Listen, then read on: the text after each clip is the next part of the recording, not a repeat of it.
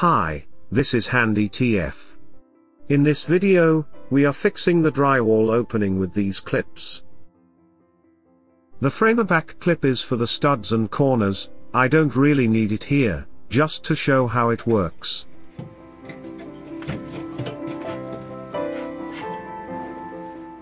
We will use the Insta-Back clips to fix this hole.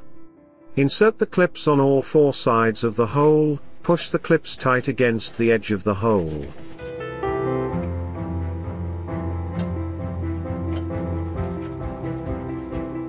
Use one clip to mark the location for screw, apply some pressure and hold the clip back in place while you drive the screw into the perforation in the clip.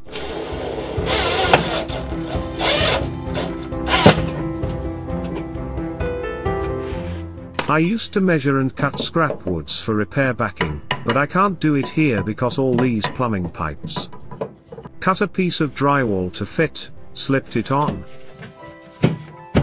Use one clip to mark the location for screw, opposite the screw just installed. After they were screwed in place, break off the tabs by wiggling them back and forth. It snapped off cleanly below the seam.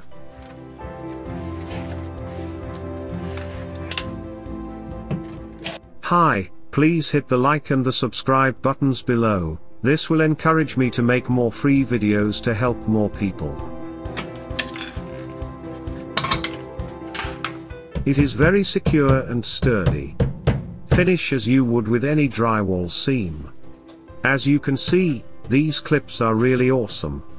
You no longer need to provide any kind of wood backing when patching a hole or cut back the wall board to a stud or joist.